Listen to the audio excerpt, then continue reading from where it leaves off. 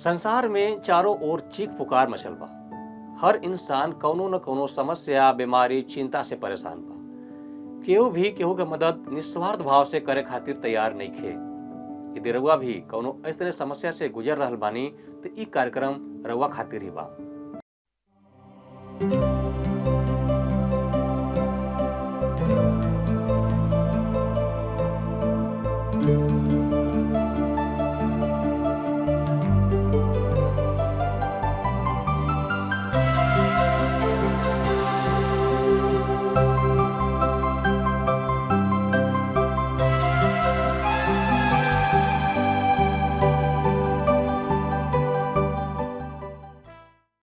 नमस्कार मित्र, भाई बहन लोग, एक बार फिर से रउआ सभे के एक क्रमबद्ध भोजपुरी बाइबल अध्ययन में स्वागत बा।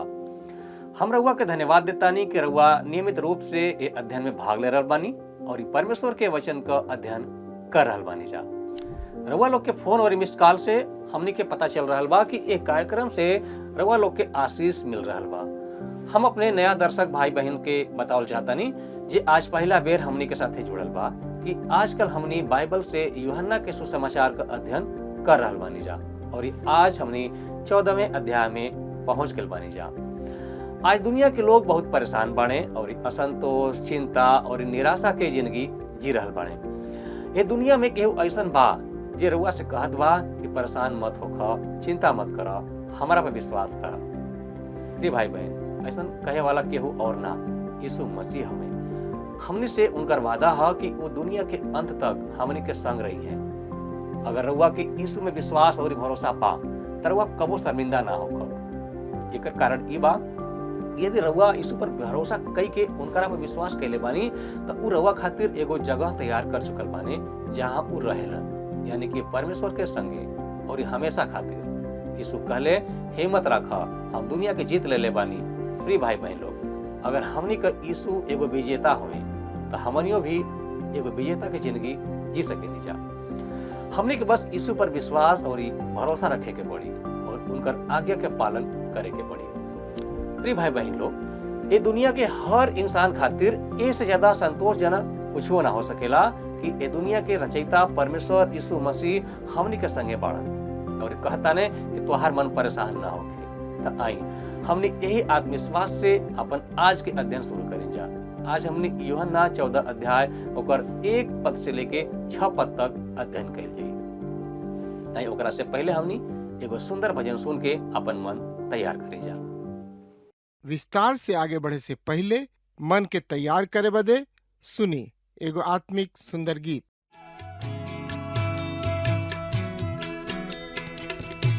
यीशु के शरणवा में शांति मिली है भाई, यीशु के आराधना में मन दा लगाई, यीशु के आराधना में मन दा लगाई, यीशु के आराधना में।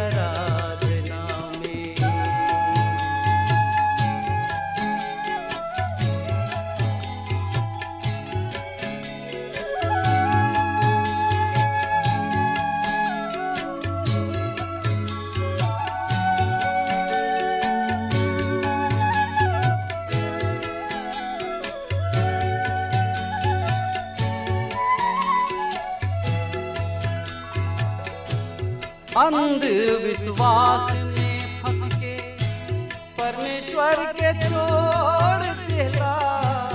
अंधविश्वास में फंस के परमेश्वर के छोड़ देला।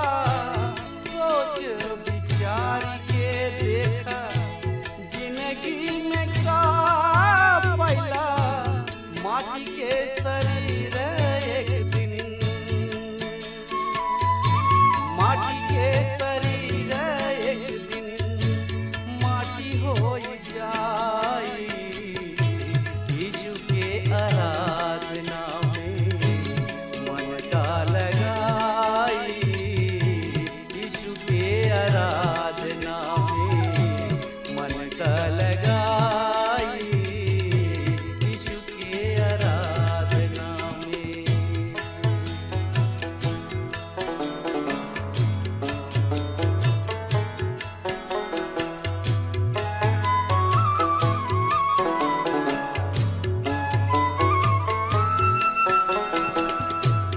देवे के परी एक दिन जिंदगी के लेखा। देवे के परी, देवे के परी, देवे के परी एक दिन जिंदगी के लेखा। पापो अधर्म के आपन कर्मवा के देखा। पापो अधर्म के आपन कर्मवा के देखा। बाप पूत हित नाथ, बाप पूत हित नाथ केहू ना बचाई। यीशु के शरणवा में शांति मिली है भाई। यीशु के आराधना में मन का लगाई। यीशु के आराधना में।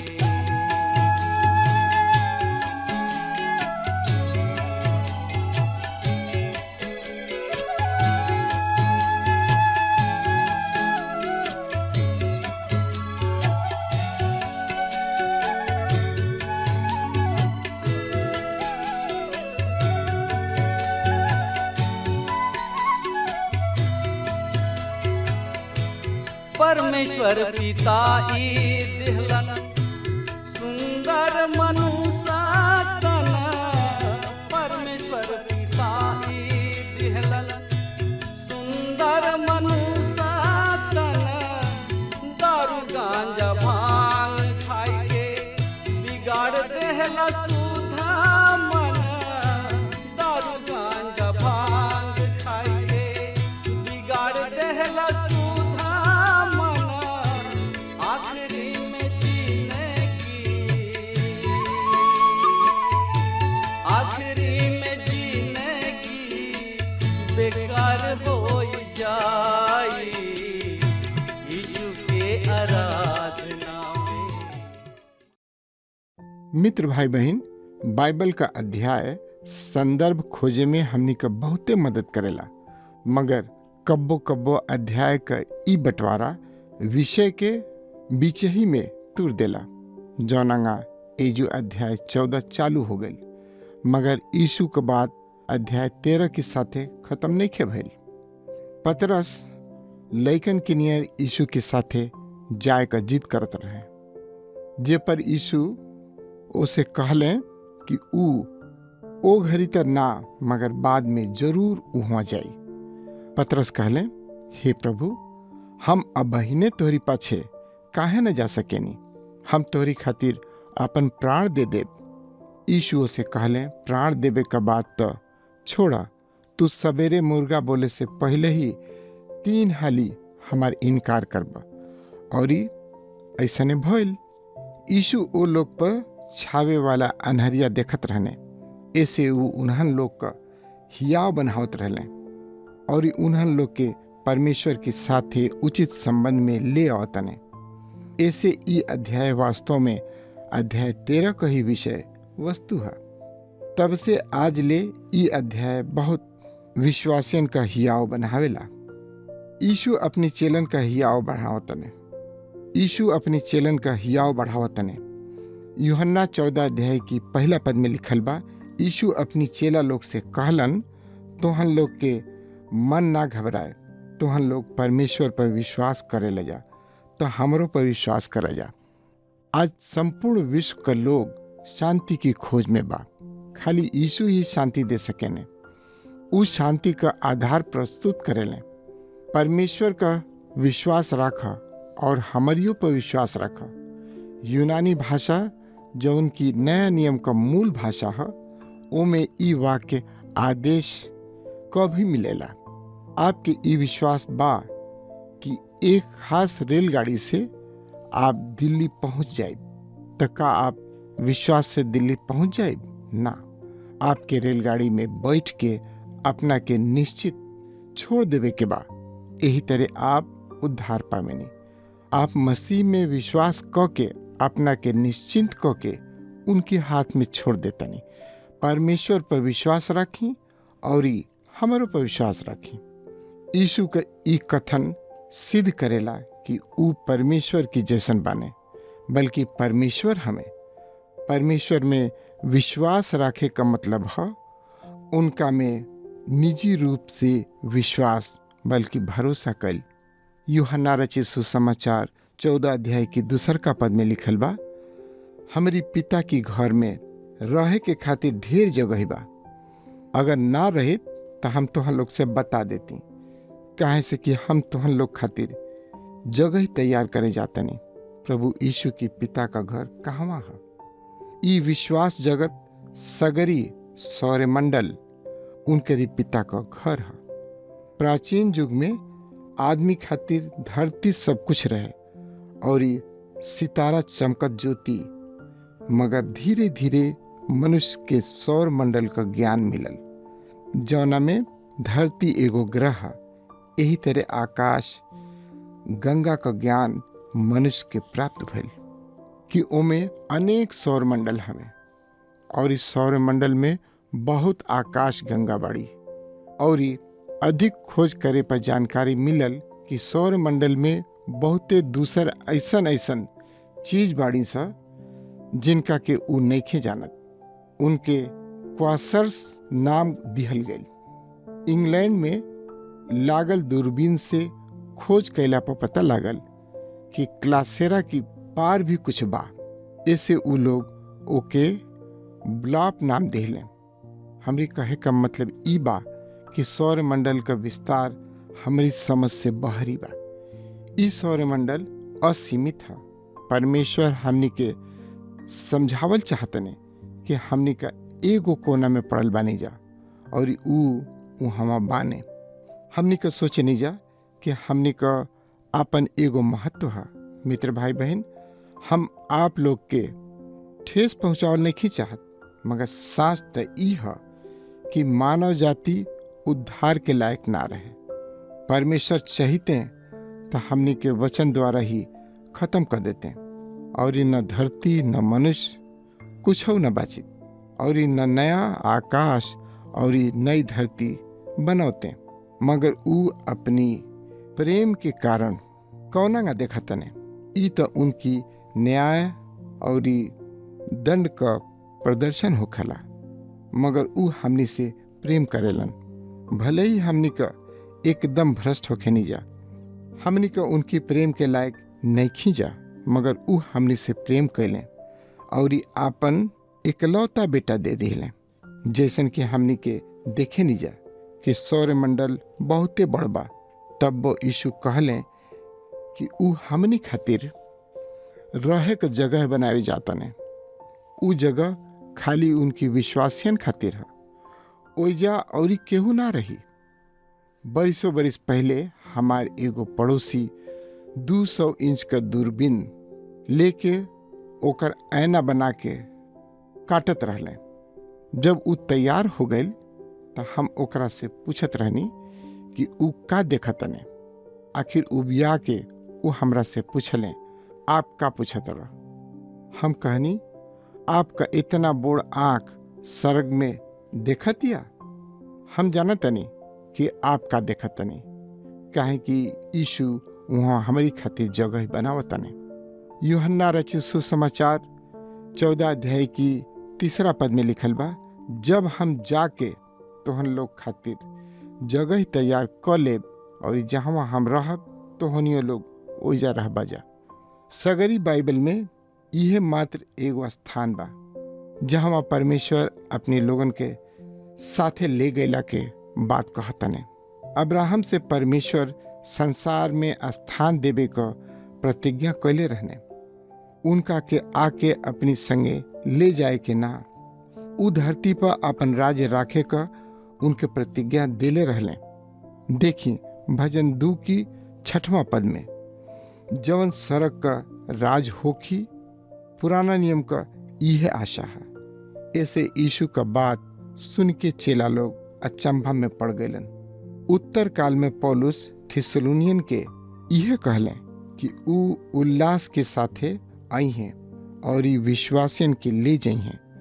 यूहन्ना प्रकाशित वाक्य 21 अध्याय में कहतने कि सड़क से नया यरूशलेम नगर उतरी जहाँ हम सब विश्वासी होखल जाई। यूहन्ना रचित सुसमाचार 14 अध्याय की 4 पद में लिखल बा, जहाँ हम जातनी ओइजा का रास्ता तोहन लोग जाना तड़ा। यीशु उन्हन लोग के हिम्मत बनावतने, काहे कि ऊ डेरा गए रहने।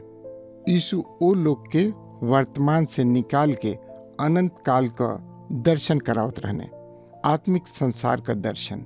यीशु ओ लोगन के रास्ता और मंजिल बतावत रहने। यूहन्ना रचित सुसमाचार 14 अध्याय की 5वां पद में लिखल बा, थोमा उनका से कहलन, हे प्रभु, हमनी का नइखी जे जानत कि तू कहवा जातड़, त रास्ता कैसे जानी जा। थोमा हर घड़ी संदेह करत रहे। ओकर ई सवाल बहुते खास रहे। अगर ऊ ई सवाल ना पूछित त हमनी के सुसमाचार का सारांश ना मिलित। यूहन्ना रचित सुसमाचार 14 अध्याय की 6वां पद में लिखल बा, यीशु उनसे कहलन, रास्ता सच्चाई और जिंदगी हम ही हैं, हमारी बिना केहू पिता के लगे ना जा सकेला। यीशु रास्ता दिखावे वाला ना हमें, खुदे रास्ता हमें।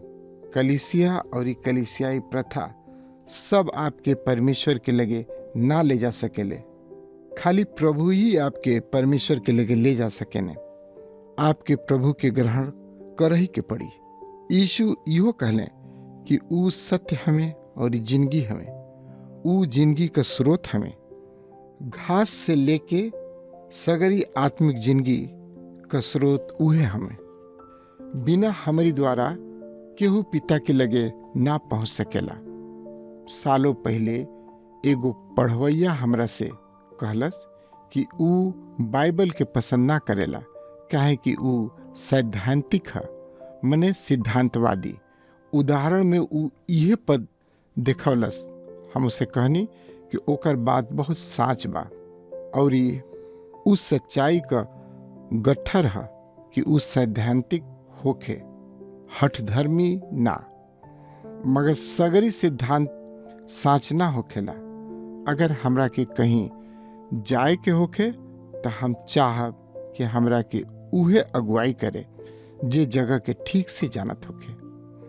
आज 2000 से अधिक साल से करोड़ों लोग रास्ता हम हमी ए पर विश्वास क के मसीह के लगे आयल बने और उनका के विश्वास हो गई कि ऊ सत्य हमें। आप भी काहे ना कोशिश क के देखी। ऊ कहले कि बिना हमारी केहू पिता परमेश्वर के लगे ना जा सकेला। थोमा का धन्यवाद होके कि ऊ ई सवाल पूछलस और हमनी का रास्ता मिल गई। अब फिलिपुस एगो सवाल पूछतने जे के हमनी का अगला अध्याय में देखल जाई। प्रभु आप लोग के आशीष देस। प्रिय भाई बहन लोग, अध्याय 14 पद 6 में यीशु कहले कि हम रास्ता सच्चाई और जिंदगी है, हमारा बिना केहू भी पिता परमेश्वर के पास ना पहुंच सकेला। ये दुनिया में पैदा होके वाला हर एगो इंसान परमेश्वर पिता तक पहुंचे चाहेला, जहां शांति, मोक्ष और आराम मिलेला। लेकिन वो जगह पर पहुंचे के एकमात्र रास्ता खाली यीशु मसीह के माध्यम से बा। का रउआ पिता के पास पहुंचल चाहता नहीं? रउआ खातिर एक रास्ता बा और ऊ है यीशु मसीह। जे रउआ के पाप खातिर मोलन। उ कलवरी के क्रूस पर रउआ के पाप खातिर अपन जान दे दिलन, काहे कि उ रउआ से बहुत प्यार करेलन। आज रउआ के ओ प्यार के पहचाने की जरूरत बा। अगर रउआ वो प्रेम के पहचान के उनका लगे आयब जा तो उ रउआ के स्वीकार करे खातिर तैयार बने। दुनिया में एकमात्र सच्चाई यीशु हमें। वचन बतावेला कि रउआ सच्चाई के जानब और सच्चाई रउआ के आजाद कर दे। हमने सबके पाप के गुलामी बांधल बानी जा और एक गुलामी से मुक्ति पावे खातिर खाली हमने के सच्चाई जाने की जरूरत बा, जौन यीशु मसीह हमें। का रउआ उस सच्चाई के अब तक जान ले बानी? शायद रउआ अब तक यीशु के नहीं जानत, लेकिन आज हम रउआ के से विनती कहल चाहब कि रउआ यीशु के बस एक बार जाने की कोशिश करी। अगर कोनो बीमार आदमी के इलाज वो तरीका से ठीक ना होखेला तो दूसरा तरीका अपनावे के पड़ेला। रउआ के भी अपना जिंदगी में शांति, परेशानी, बीमारी खातिर बस एक बार यीशु के पास आवे के कोशिश करे के चाहिए। हम रउआ के भरोसा दिया होता नहीं कि रउआ निराश ना हो खब, बस एक बार उनका के आजमा के देखी। रउआ खातिर हरदम तैयार बने। का रउआ आज अपना जिंदगी में यीशु मसीह के मौका देवे चाहता नहीं? हम रउआ खातिर प्रार्थना करे खातिर तैयार बानी, तो देर जिन करी। यही घड़ी अपन मोबाइल उठाई और टीवी स्क्रीन पर आ रहल नंबर पर फोन लगाई। हम रउआ खातिर 24 घंटा प्रार्थना करे खातिर तैयार बानी। अगला कार्यक्रम में फिर भेंट हुई। प्रभु के वचन और संगति में बनल रही। परमेश्वर रउआ सबके बहुत आशीष दे। धन्यवाद।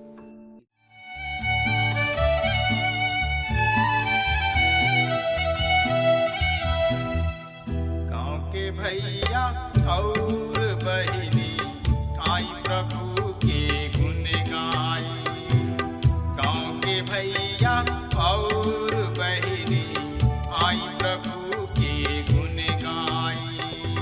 प्रभु महान बाड़न जग के रचैया, प्रभु महान बाड़न जग के रचैया।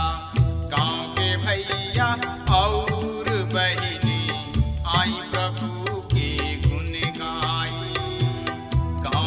भैया और बहिनी आई प्रभु के गुण गाई।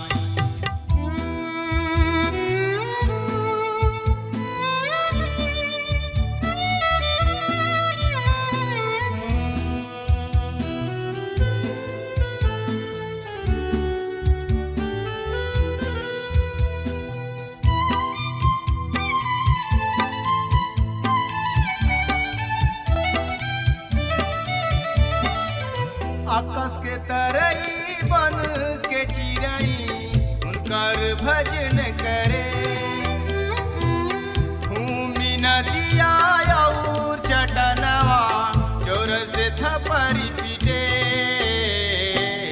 हमर मसीही फिरीत आई, प्रभु चरण के सट जाई। प्रभु महान बाड़न जग के रचैया, प्रभु महान बाड़न जग के रचैया। गाँव के भैया और बहिनी आई प्रभु के गुण गाई।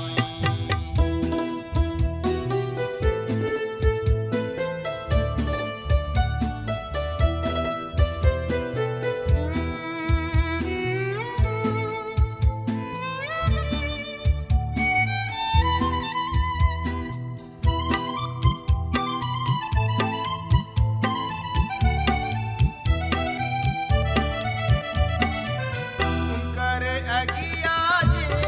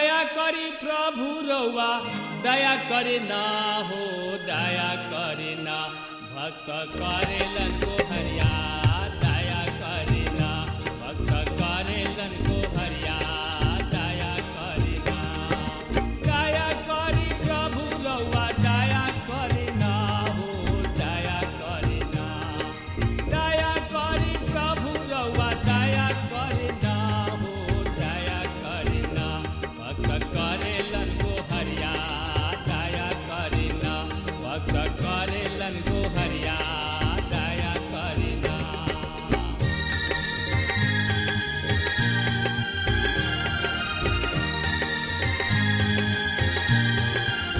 दया करी कृष्ण रउआ दया करे ना हो दया करे ना दया करी कृष्ण रउआ दया करे ना हो दया करे ना पापी करेलन बिनतिया दया करे ना पापी करेलन बिनतिया दया करे ना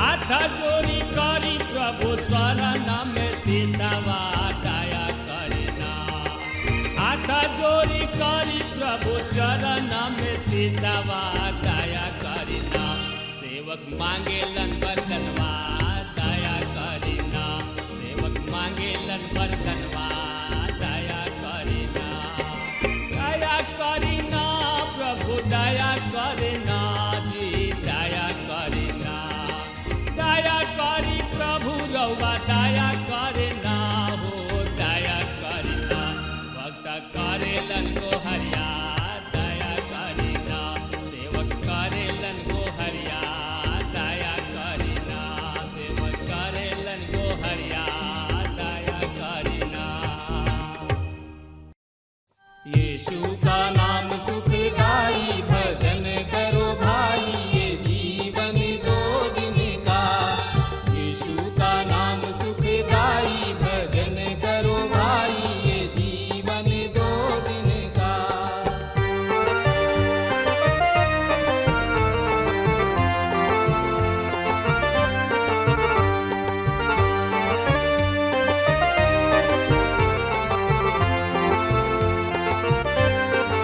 ई जिंदगी जैसे बहे बहरिया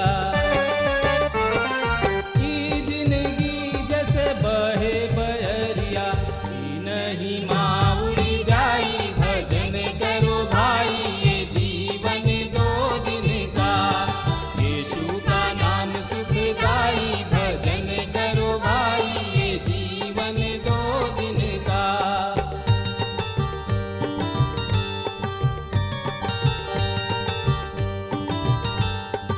ई जिंदगी पर गर्व ना करना ई जिंदगी पर गर्व ना करना छाया समान ढली जाई भजन करो भाई ये जीवन